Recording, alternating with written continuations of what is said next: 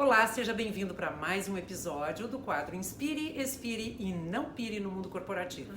Hoje eu tenho o prazer de conversar com a diretora de Recursos Humanos, Selma Fernandes, das organizações Globo, mais especificamente da editora Globo, Infoglobo, Valor Econômico. E agradeço muito, Selma, Prazer por você estar participando aí com a gente. E eu convidei a Selma para que a gente pudesse bater um papo, porque a Selma, em setembro do ano passado, ela esteve no Vale do Silício para identificar os desafios que recursos humanos têm, né, em termos de ferramentas de gestão, de novas habilidades, de novas competências, para que a empresa pudesse se preparar para essa revolução 4.0. Então, Selma, conta pra gente como é que foi essa viagem, quais são os desafios que você encontrou e o que nós precisamos, como é que nós precisamos nos preparar, pensando dentro das organizações Globo, pensando dentro da editora, do jornal. Tá bom. Bom, prazer estar com você, obrigada pelo convite, é um prazer estar compartilhando os aprendizados que a gente teve lá. Foi muito interessante porque começou com o estímulo do meu chefe, presidente das três empresas, da Editora Globo, do Infoglobo e do Valor Econômico. Ele esteve lá em maio, se não me engano, e voltou contaminado com essa coisa, assim, você tem que ir lá para você ver a cultura, para você entender o que a gente pode fazer de diferente, aprender diferente e trazer para cá. E aí, com isso, estimulado por ele, a gente formou um grupo, do Grupo Globo, foram 3 executivas, para ir lá conhecer numa missão chamada People Tech. Então a gente visitou mais ou menos 3 universidades, que é a Stanford, a Singularity e uma outra universidade. Empresas grandes como, empresas também, sim, né? Então, empresas como Google, Facebook, LinkedIn e startups, que é o mais bacana para você ver realmente o mindset do Vale do Silício. Bom, o que chamou a atenção para a gente do Grupo Globo? Né? Nós somos uma empresa enorme, com mais de 10 mil funcionários, todo o grupo, né? E com TV, com Globosat, Globo.com, então todo o conglomerado do Grupo Globo, que primeiro um grande aprendizado é a cultura. Né? A cultura ela é fundamental, porque se a gente não tem a cultura alinhada com a estratégia morre e a cultura mata a estratégia. E uma das coisas fundamentais que eu tenho no Vale do Silício é a cultura da confiança. Né? Então, assim, tudo o que é permitido no processo de aprendizagem e erro e fazer novamente é porque existe a confiança de que se está fazendo para um processo melhor. Então, sem querer te interromper, mas só para fazer um link, eu acho que é muito delicado esse assunto, né? Porque Super. Confiança é uma coisa que nós não ensinamos a ninguém, a gente desenvolve a confiança, né? Então, como é que a gente consegue desenvolver a confiança dentro de uma organização tão grande? Bem complexo, não sei se eu teria uma resposta correta, né? Mas o que a gente tem que começar no movimento, vou falar um termo em inglês, né? Walk the talk, né? Quer dizer, a gente tem que falar e fazer, né? E ser coerente liderar com a nossa. Exemplo, exatamente. Né? Então, a necessidade de que os líderes estejam conectados com a sua equipe, confiando na sua equipe e trazendo o processo de confiança para a construção. E não para competição, mas a competição é inadequada, porque a competição ela é boa, né, para o mercado, para tudo, mas quando ela é para que um apareça mais do que o outro, né, ela não traz resultado bom para a empresa. Então, perfeito. É difícil, é um desafio interessante. Porque eu acho que é uma cultura comum dentro das organizações, né, que não é só na Editora Globo que isso pode acontecer, mas em todas as empresas no mundo inteiro. A gente sabe que tem alguns problemas de egocentrismo nas lideranças, né? Eu digo nem sempre nas lideranças, mas nas gestões. Tem até uma coisa, Denise, não sei nem se não é muito conhecida no mercado, mas acho que é uma coisa interessante. A nossa organização, ela antes se chamava Organizações Globo.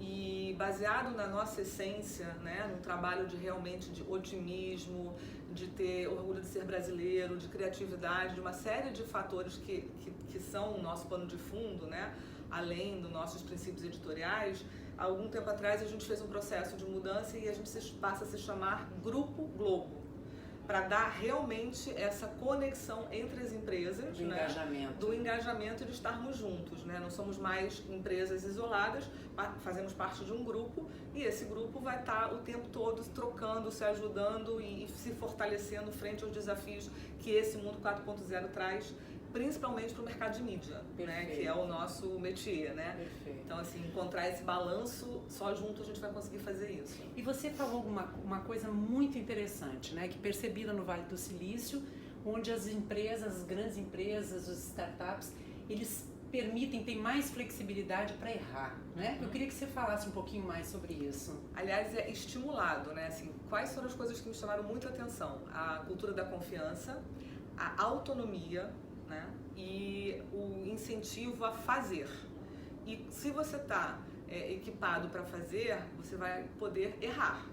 E o erro, ele não é culpa, ele faz parte do processo de aprendizado, que é muito diferente da nossa cultura latino-brasileira, né? Que se você errar, nas nossas escolas, né, a gente aprende que se eu errar é feio, se eu tirar nota vermelha é feio, então desde eu não posso, pequeno, desde né? pequeno, então eu não posso errar, então eu tenho sempre que acertar. E a gente só consegue acertar e ser melhor aprendendo com os erros. Perfeito. E lá isso é normal, é assim... Estimulado. Estimulado. E foi uma outra muito interessante para nós, né, de recursos humanos, é que muda muito tudo, assim, a forma como a gente vê todos os processos de RH mais burocráticos, faz uma reflexão muito grande, porque você dá autonomia para o colaborador, para o funcionário, para o parceiro, e ele tem autonomia, ele pode errar, ele pode construir as relações de trabalho que ele entende que são adequadas em termos de horário, de flexibilidade. Então, tudo isso é uma mudança muito grande na forma que a gente gerencia no Brasil hoje em dia.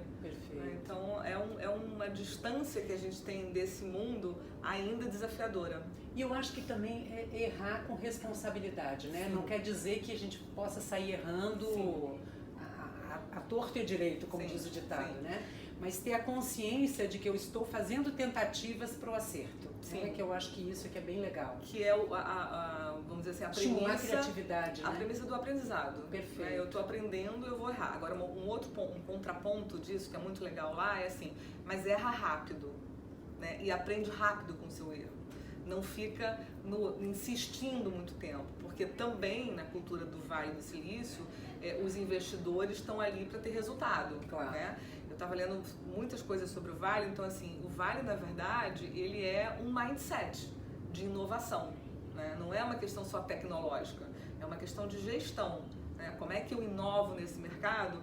Com pessoas engajadas, criativas, estimuladas. Então, esse ambiente ele foi sendo criado e está proporcionando esse destaque todo no mundo hoje. Né? Assim, outros vales estão sendo criados, né? Em Israel, na China, mas originariamente começa lá, né? E num lugar que nem tinha essa vocação, né? Porque é um lugar longe, super distante dos centros, né? Assim, e o que permitiu muito tudo isso foi a criação de excelentes universidades no entorno. Então, conhecimento, inovação, autonomia, né? E aprendizado gera esse ambiente fantástico. E aí eu queria pegar um gancho, né? Porque para a gente fazer tudo isso, para que a gente possa ser inovador, criativo, ser disruptivo, né? E se sentir à vontade para poder errar, claro que tem que ter a base e a confiança, como você comentou, mas como é que a gente consegue fazer tudo isso com uma mente tão estressada que a maioria dos executivos sentem hoje, né? Eu estou falando porque eu fui executiva durante quase 37 anos aí e eu tive problemas de saúde em decorrência desse estresse, dessa pressão, dessa demanda.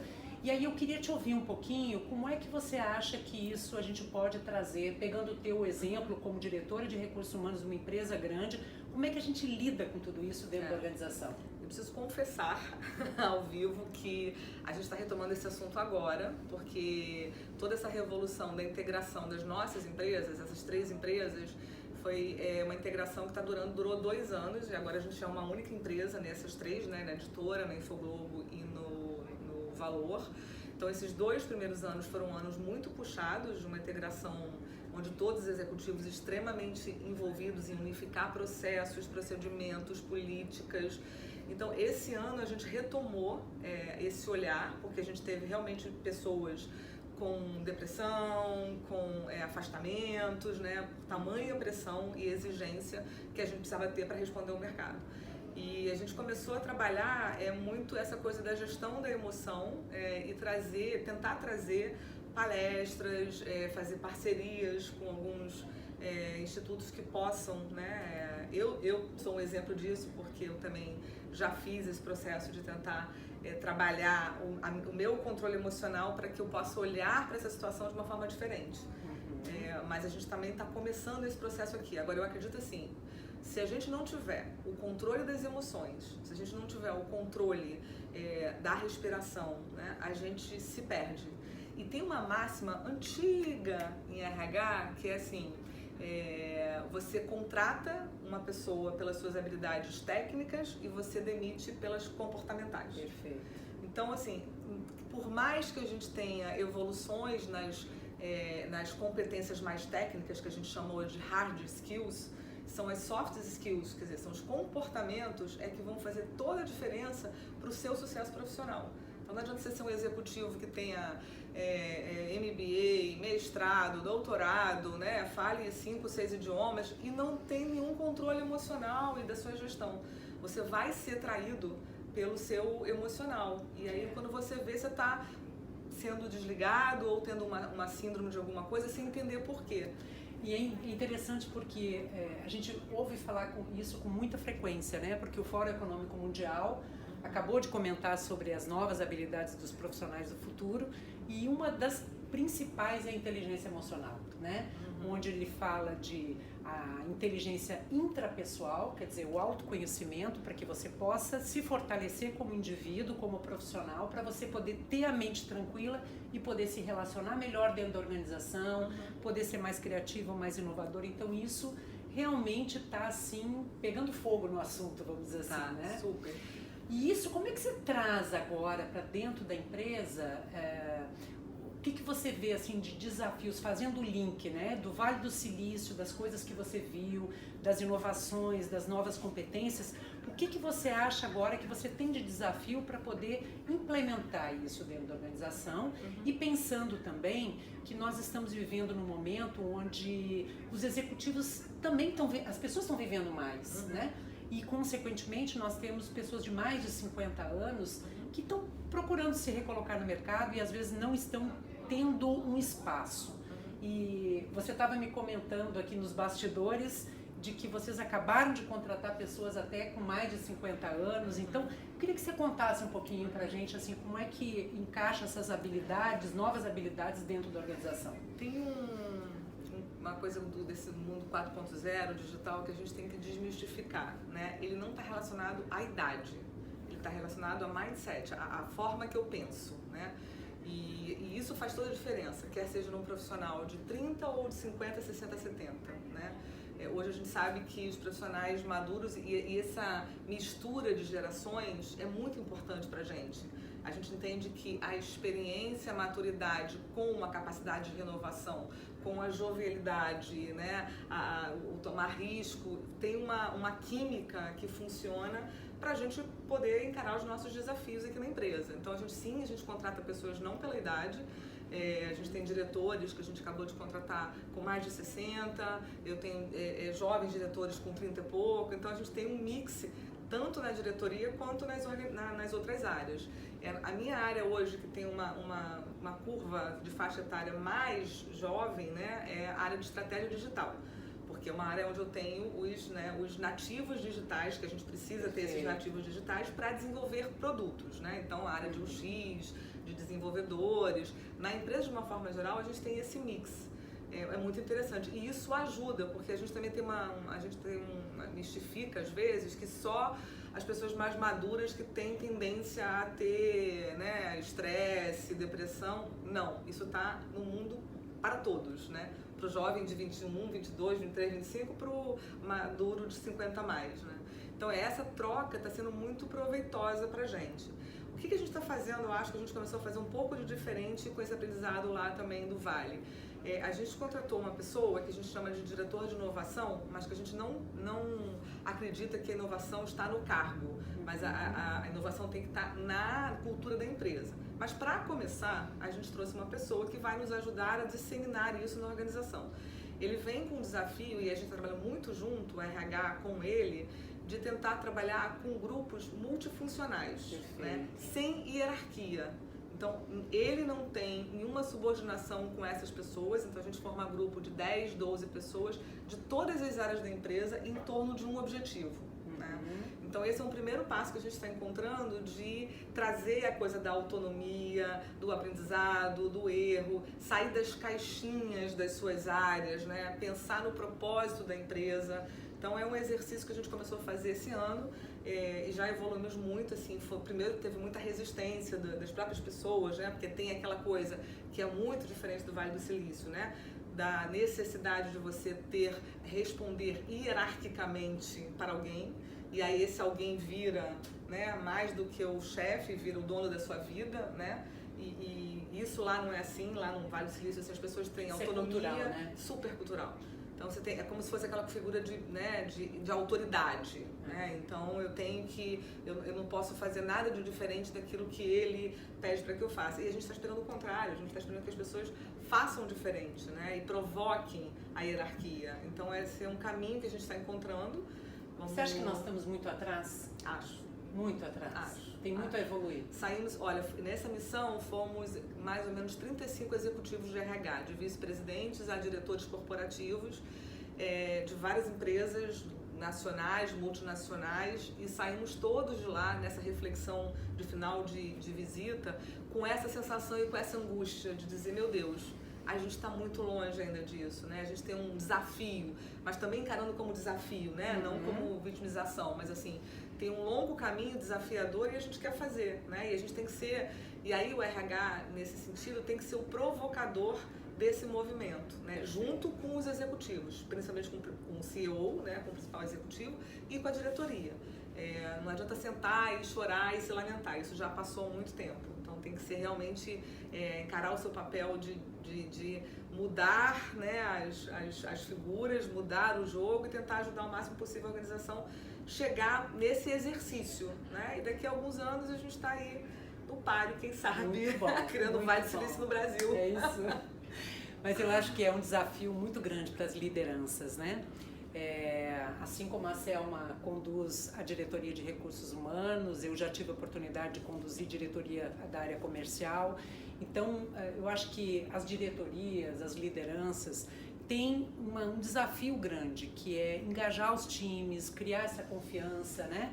Conectar, para que todos tenham esse sentimento de dono e possam fazer as mudanças em conjunto. Porque nós estamos nos preparando para uma era de muito conhecimento, uma era digital, eu já estou chamando até de uma pós-digital, né? Porque a digitalização já começou, né?